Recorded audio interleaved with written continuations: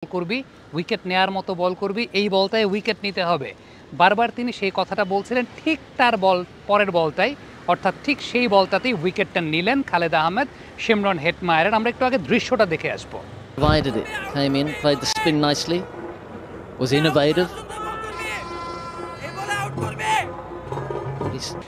একজন ক্যাপ্টেন একজন বোলারকে যখন ইনস্ট্রাকশন দেন, একজন ক্যাপ্টেন বিশেষ করে সেই ক্যাপ্টেন যখন উইকেট কিপার হন, তিনি উইকেটের পেছন থেকে পুরো মাঠটাকে খুব ভালো মতো বুঝতে পারেন, ব্যাটসম্যানের মুভমেন্ট বুঝতে পারেন, ব্যাটসম্যানের মাইন্ড সেট আপটা বুঝতে পারেন। এই বলটার কথা যখন বলেছিলেন যে এই বলটা কিন্তু উইকেট টেকিং ডেলিভারি করবে, এই উইকেট টেকিং ডেলিভারি মানে হচ্ছে খালেদ এর আগে যে বলগুলো করছিলেন বা খালেদের প্ল্যানটা যেরকম ছিল সেটা হচ্ছে একটু দূরে বোলিং করা, একটু ব্যাক অফ দ্য লেন্থে বোলিং করা, ব্যাটসম্যানকে আটকে রাখা, ব্যাটসম্যানকে বেঁধে রাখা।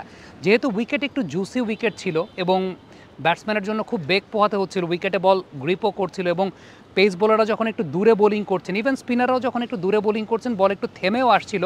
সো আলটিমেটলি সেই জায়গাটা ব্যাটসম্যানকে বেঁধে রাখার জন্য খুব কার্যকরী একটা জায়গা ছিল। সোহান ওই বলটার ক্ষেত্রে বলেছিলেন খালেদ আহমেদকে যে উইকেট নেয়ার জন্য বল করতে। এতক্ষণ খালেদ যে বোলিংগুলো করছিলেন সেগুলো কিন্তু মূলত ব্যাটসম্যানকে বেঁধে রাখার জন্য বোলিং করছিলেন, কিন্তু ইন্টেনশনালি উইকেট নেয়ার জন্য বোলিং করতে বলেছেন, মানে একটু সামনে একটু ড্রাইভিং স্লটে হেটমায়ার হুইপ করেছেন, মিড উইকেট অঞ্চলে ধরা খেয়েছেন। ওই বলটা ছক্কাও হতে পারতো, এটা হচ্ছে একটা চান্স নেয়া। এবং নুরুল হাসান সোহান অ্যাজ এ ক্যাপ্টেন খালেদকে সেই ফ্রিডমটা দিয়েছেন। দেখেন, আপনি যখন কোনো বোলারকে অ্যাজ এ ক্যাপ্টেন বলবেন যে এই বলতে উইকেট নেওয়ার জন্য বোলিং করবি, দুইটা অপশন ঘটতে পারে, একটা হয় ক্যাচ হতে পারে অথবা ব্যাটসম্যান আউট হতে পারে, অথবা ওই বলটা ছক্কা হতে পারে, চার হতে পারে, কারণ সেটা একটা রিস্কি গ্যাম্বলিং। এতক্ষণ কিন্তু সেফ বোলিং করে আসছিলেন খালেদ আহমেদ এবং সেফ বোলিংয়ে তিনি উইকেটও কিন্তু আসলে পেয়েছেন। আপনি যদি খালেদ আহমেদের অন্যান্য উইকেটগুলো একটু পর্যালোচনা করে দেখেন, অন্যান্য উইকেট প্রত্যেকটাই কিন্তু একটু পেছনের লেন্থে বোলিং করা, শুধুমাত্র ওই উইকেটটাই সামনের লেন্থে বোলিং করা। খুব ভালো মতো আপনারা ঠিক এই মুহূর্তে পর্দায় দেখতে পাচ্ছেন, অন্যান্য উইকেটগুলো পেছনে বোলিং করা, ওই উইকেটটাই সামনে বোলিং করা এবং সেই জায়গাটাতে ইন্টেনশনালি উইকেটটা পারচেস করা হয়েছে। এবং এই ইন্টেনশনালি উইকেট পারচেস করা, এই যে রিস্কি গ্যাম্বলিংটা ছিল, এটা কিন্তু ছক্কা হতে পারতো, মানে এটা পুরোপুরি একটা গ্যাম্বলিং। এবং এই জায়গায় ক্যাপ্টেন্সির বিউটির জায়গাটা, যে ক্যাপ্টেন সে ফ্রিডমটা দিয়েছেন এবং উইকেটের পেছনে সোহান যেভাবে অ্যাক্টিভ, যেভাবে কথা বলেন, যেভাবে বোলিং চেঞ্জের সময়টায় তিনি নিয়ন্ত্রণ করেন।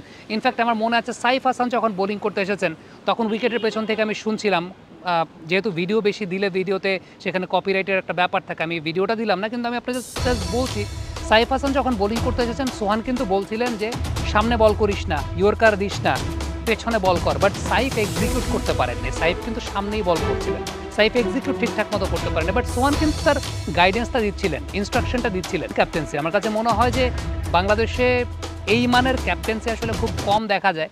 উইকেট কিপিংয়ে আপনি যদি চিন্তা করেন, প্রথম যে ক্যাচটা নিয়েছেন আজমতুল্লাহ ওমরজায়ের যে বলটা ছিল, অনেকটা টেস্ট ম্যাচ লেন্থের বল ছিল এবং লো ডাউন অবস্থায় ক্যাচটাকে তিনি নিয়েছেন, ইট ওয়াজ ভেরি গুড। মঈন আলীর যে উইকেটটা নিয়েছেন, শামসুর টার্নের সঙ্গে সঙ্গে হাতটাকে ওইদিকে প্লেস করেছেন, ইট ওয়াজ টু গুড এনাফ। লাস্টে যে আরেকটা ক্যাচ নিয়েছেন তিনি, খুব সম্ভবত সেটা রাদারফোর্ডের ছিল কিনা, বাহাতি ব্যাটসম্যান, এবং ওই এজটা সোহান কিন্তু রং ফুটেড হয়ে বাদিকে জাম্প করেছিলেন, হি ওয়াজ রং ফুটেড। সেই জায়গাটায় আলটিমেটলি প্রথমে জাজমেন্টের একটা ব্যাপার ছিল এবং দ্বিতীয়ত যে বিষয়টা ছিল সেটা হচ্ছে তিনি কিন্তু শূন্যে ভেসে পরবর্তী সময় ক্যাচটা নিতে হয়েছে অনেকটা রং ফুটেড স্টাইলে। So as a wicket keeper সোহানকে নিয়ে আসলে কোনো সন্দেহ বা সংশয়ের জায়গা নেই, কিন্তু as a captain Nurul Hasan Sohan, সেটা আমরা বিপিএল থেকে দেখেছি, দিনকে দিন নিজেকে আসলে ছাড়িয়ে যাচ্ছেন। সো এরকম অ্যাক্টিভ ক্যাপ্টেন, এরকম পজিটিভ ক্যাপ্টেন, সেটা অবশ্যই বাংলাদেশ ক্রিকেটের জন্য অনেক বেটার একটা জায়গা।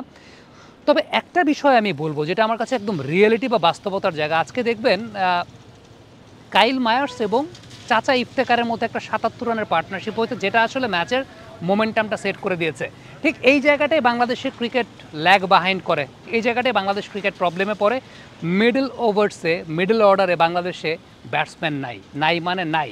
এখন বিপিএলের মঞ্চে কি হয়, এখানে একটা শুভঙ্করের ফাঁকি আছে। বিপিএলে আপনি যদি চিন্তা করেন রংপুর রাইডার্সে এর আগের বছর আমরা দেখলাম খুশদিল শাহ আর চাচা ইফতেখার মিড ওভার ফেজটা টেনে নিয়ে গেছে। খুলনা টাইগার্সে যদি আমরা চিন্তা করি, অ্যালেক্স রস এবং উইলিয়াম বশিষ্ঠ তারা ওই সময়টা টেনে নিয়ে যায়।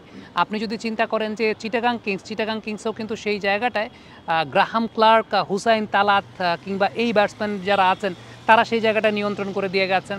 ফরচুন বরিশাল যদি আপনি চিন্তা করেন, দাভিদ মালান, কাইল মায়ার্স তারা ওই টাইমটা নিয়ন্ত্রণ করে দিয়ে গেছেন। রংপুর রাইডার্সের কথা তো আমি বললামই। সো বিপিএলে প্রত্যেকটা টিমে ওই পার্টিকুলার পজিশনগুলোতে বিদেশিরাই পারফর্ম করেন, যে কারণে আলটিমেটলি আমাদের বাংলাদেশের ব্যাটসম্যানদের মিডল অর্ডার ফেজের স্ট্রেংথটা আমরা বুঝতেও পারি না, আমরা জানিও না। এখন কেন পিপিএলের টিমগুলো ওই পার্টিকুলার ফেজে বিদেশিদেরকে প্রেফার করে? কারণ দেশে ওই মানের ব্যাটসম্যান তৈরি হয় নাই। So skill set is the thing, যেটা আসলে আমার কাছে মনে হয় যে সবচাইতে ইম্পর্ট্যান্ট ব্যাপার। এবং সেই স্কিল যতক্ষণ পর্যন্ত আপনি বিল্ড আপ করতে না পারবেন, মিড ওভার্সে এমন ব্যাটসম্যান প্রয়োজন যেই ব্যাটসম্যান যখন 5 জন ফিল্ডার বাইরে থাকে ক্লিয়ার করতে পারে এবং সেই সঙ্গে মিড ওভার্সের ডেপথটাও ক্যারি করতে পারে। মানে মিড ওভার্সে আপনার কমপ্লিট ব্যাটসম্যানশিপ দরকার, যেখানে আসলে আধুনিক ক্রিকেটে টি-20তে বাংলাদেশ অনেক বেশি মাত্রায় পিছিয়ে আছে, যে কারণে বিপিএলের মঞ্চে ওই পার্টিকুলার পজিশনগুলোতে বিদেশিদেরকে দিয়ে খেলাতে। ইভেন আপনি যদি গ্লোবালেও চিন্তা করেন, রংপুর রাইডার্সের আজকের এই ম্যাচের ডেফিনেটলি সোহানের ক্যাপ্টেন্সি, খালেদের বোলিং ক্রেডিট পাবে, কিন্তু কাইল মায়ার্স এবং চাচা ইফতেখারের যে পার্টনারশিপ, এটাই আসলে পার্থক্যের জায়গাটা সবচেয়ে বেশি করে দিয়েছে, যেটা আমাদের দেশীয় ব্যাটসম্যানরা পারেন না। কমেন্ট বক্সে আপনাদের মন্তব্য মত